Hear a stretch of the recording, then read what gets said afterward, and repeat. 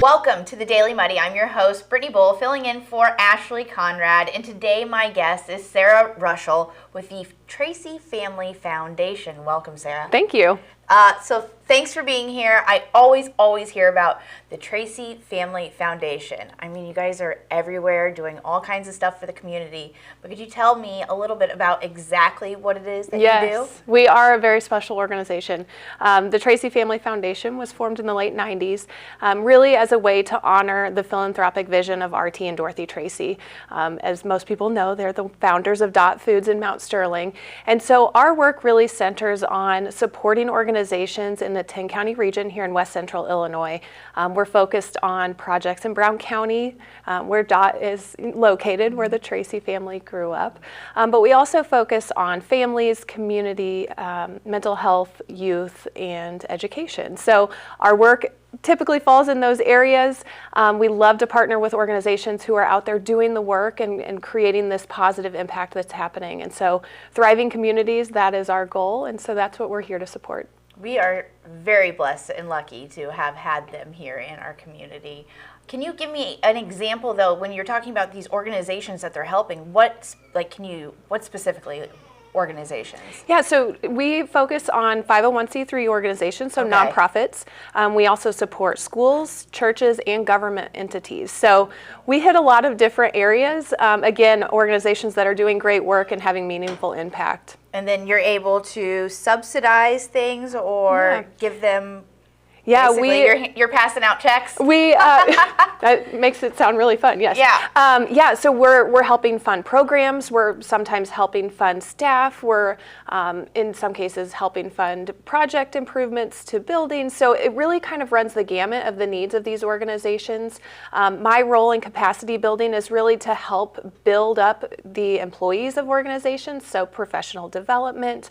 It's also to help build some sustainability in an organization. So looking at strategic planning or board development. So we're trying to do what we can to create strong organizations, to support organizations so that they can carry out work in the community that impacts individuals and different areas of life. And then sometimes you have specific focuses on specific grants. And today we're here to talk about the Challenge What's Possible Innovation Grant, correct? Yes, it's a mouthful, but it is so exciting. So what's that entail? Yes, so this grant is really intended to challenge organizations to think about what's possible. So dream big, dream different. What we're hoping to do is we're hoping these organizations are going to identify gaps in services across the region. So I would venture to guess, because coming from the nonprofit world myself, nonprofit leaders probably already have some ideas in their mind of different programs that they want to launch, but haven't been able to do so for a number of reasons, whether it's funding, whether it's staff, whether it's capacity in other ways. This grant is supposed to come alongside these organizations and help fill that gap so that they can then deliver services to the community that's currently lacking. So it's a really exciting opportunity for organizations who are ready, who know the work that needs to be done, and who are ready to start to get that work done. So the key word there is ready. So how would these organizations get a hold of you to see if they qualify or that they could apply? Yeah, that's a great question. So we have a lot of information available on our website at tracyfoundation.org. Organizations can also reach out directly to me or Terry Jenkins, who's another staff member. Our contact information is on the website. But really the readiness of it is that they have the idea and they already have some of the sort of building blocks in mind of how they would potentially carry out a new program or project. And so what Terry and I have been doing lately is meeting with these organizations. We're talking through ideas. We're asking some difficult questions to make sure that they are at least sort of prepared to be able to answer those. And we're helping them formulate ideas and refine those ideas so that they can submit an interest form, which is the first step. So organizations submit an interest form by May 1st, and then from there we will look at those and move people ahead to full application. Again, we'll evaluate those, and then the final step is the finalists will come to Mount Sterling and present their idea to the Tracy Family Foundation staff, which is so exciting. All of our staff is really, really excited about the ideas that are already circulating and can't wait to get to that presentation phase where we get to hear directly from the organizations. And then when you have that presentation phase, is it just one organization for this specific grant, or are you going to be helping a couple of them? Yeah, we will up to a handful of organizations. The first year grant is up to $100,000. Wow. So we anticipate that there will be multiple recipients because we know that there are some really great big ideas and we want to be able to support those. That's awesome. Yes, it is very exciting. Again, we are very blessed to have this in our community. It's not every day that you have an organization that's helping other organizations get a leg up. Yeah, and again, coming from the nonprofit world, to have opportunities like this grant is so minimal.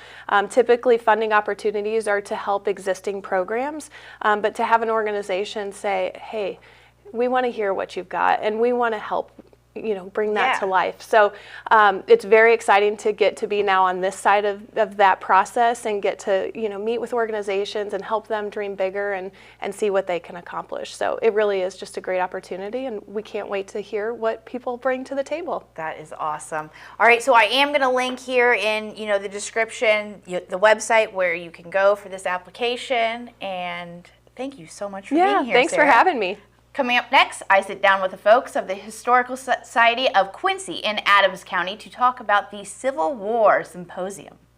The Liquor Booth is your home for a huge selection of beer, wine, and spirits. The Liquor Booth has 2 locations in Quincy, 3520 Broadway and 1500 North 12th Street. The Liquor Booth, where it's always happy hour. Welcome to Cedar Club, Quincy's favorite local bar. A friendly corner bar with a laid-back atmosphere and affordable drinks. It's the perfect spot for a great time. With entertainment galore, including shuffleboard, golden tee, pool, foosball, and winning gaming machines. Cedar Club's latest addition is the best spot to catch your favorite game. Great drinks, great friends, and great times. Cedar Club, 20th and Cedar in Quincy. Welcome out to Kelly's on Broadway tonight. We're drinking cold beer and it feels so right. I'll meet you out on Broadway underneath Shamrock Light. We're gonna have a good time on the patio tonight. There's a party down at Kelly's on Broadway tonight. We're drinking cold beer on a champagne night. We're feeling all alone and you got no place to go. So come down here and drink a beer on Kelly's patio. Kelly's. Welcome to the Abbey, a Quincy tradition. With 6 big screens, a new larger kitchen, and now more seating capacity, the Abbey is the place to be before, during, and after the big game. Come enjoy fan favorite appetizers, steaks, burgers, and a variety of daily food and drink specials. Can't join us? Carryout is available too. Now with a convenient drive-up window to better serve you. 1736 Spring in Quincy. Opens at 3 p.m. Tuesday through Sunday. Come join all your friends at the Abbey, a Quincy tradition. Utopia is now open every day from 10 a.m. till 10 p.m. and till 1 a.m. on Thursday, Friday, and Saturday. Chill out with a craft cocktail or an ice cold beer. And Utopia's got the latest gaming machines with big jackpots ready for you to win. Need the perfect spot for your next celebration? Utopia features a beautiful event venue, available now for parties, reunions, and private events. So come see what all the buzz is about. The drinks are cold, the space is hot, and Utopia is ready for you. And welcome back. I'm here with Dr. Tim Jacobs and Beth Jung of the Historical Society of Quincy in Adams County to talk about the Civil War Symposium VI. Did I get that right? That's right. Awesome. Okay, so this is going to be a program on April 17th and 18th. At the Kroc Center. At the Kroc Center. And then is this the 6th one then? Yeah, we started in April of 2018. Okay. And we have a program about every 18 months. Awesome. We don't do it every 12, so it's a year and a half between them. It takes us 6 months to recover and 12 months to plan and execute the next one. So, well, I'm guessing it is full, jam-packed of information. We hope, we hope so. We have speakers that are nationally known, and we have some that just keep asking they want them back. Yeah. And so we've had Kurt Fields, who plays Ulysses S. Grant, and we've had our state historian Sam Wheeler, because they just are engaging. So. Well, and Edna Green Medford has quite a reputation as a Civil War scholar, and she's been here. So, yeah, we tend to.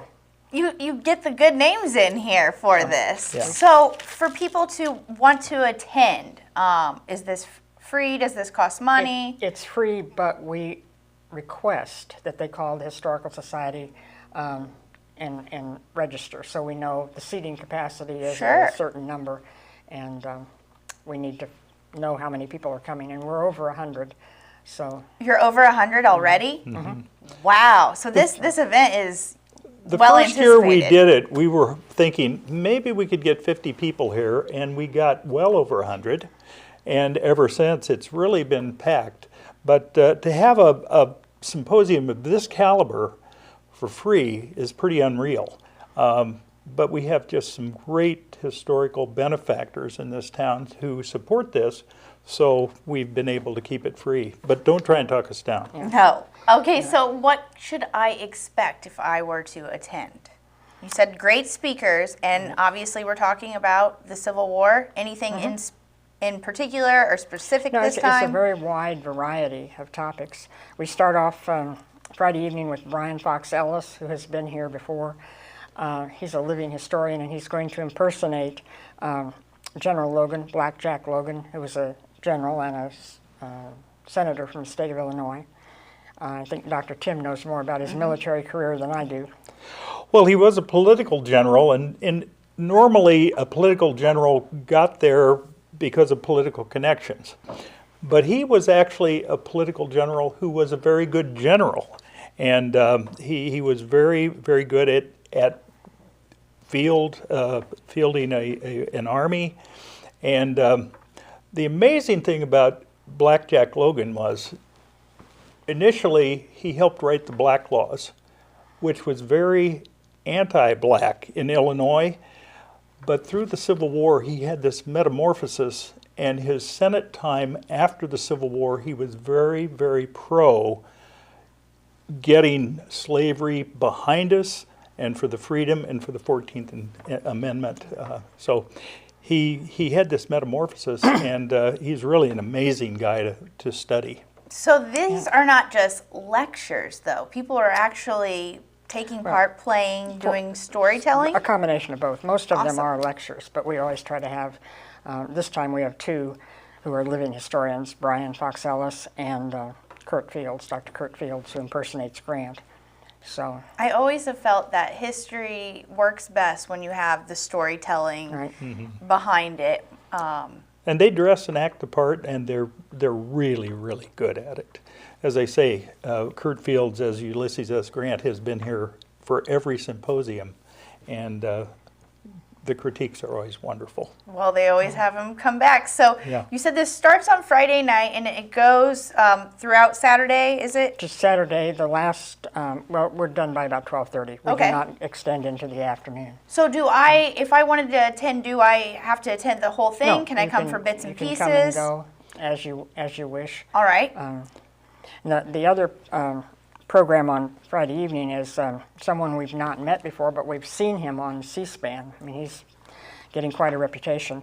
His name is Dr. Eric Alexander. He's at SIU Carbondale. And he's going to talk about Ulysses Grant and how Grant's reputation has improved in terms of his accomplishments as both general and president, how it's been rising since the mid-19th century. He's now much more highly thought of than he was at the time of his death. Do you think the reason for that are programs like these? Well, there was a sentiment in the early 20th century called the Lost Cause, which Southern historians tended to blame everyone except themselves for the Civil War. And so, because Robert E. Lee could do no wrong, there had to be a foil, and that was Ulysses S. Grant. And so historians kind of put him down on the list of presidents, but recent research and recent biographies have really resurrected him, and so his stature is really come back. That his presidency was much better than people really thought, and his generalship, he really did solve the puzzle to end the Civil War. I think taking the time to learn a little bit, you know, actually taking in the information of the history that made us who we are today makes everything just that more interesting. Yeah. And I think when you look at how polarized a country is right now, Oh yeah. and you look back at how polarized it was during the Civil War, that, you know, history does tend to kind of go in cycles. And isn't it like, what's the saying? You learn. If you don't know your history, you're bound to repeat it. Exactly. So I will link the website for the Historical Society in the description here, and will that allow our audience to see the different times and the different speakers on your website? I believe so. All right. Yeah. And I forgot to give the phone number for the Historical Society a while Go ahead. ago when people want to register. It's Sure. 217-222-1835, Awesome. 1835. 1835 is when the mansion was built, so that's Well, that's pretty that's how neat. we remember it. Yeah. So, That's pretty neat. Well, I highly encourage the community to get involved, take part in this wonderful opportunity that's happening at the Kroc Center, and I hope you guys grow even more and you're back for Symposium number 7. Okay. Thank you for being Brittany. here. Thank you, Brittany. That does it for today's Daily Muddy. We'll catch you here for tomorrow.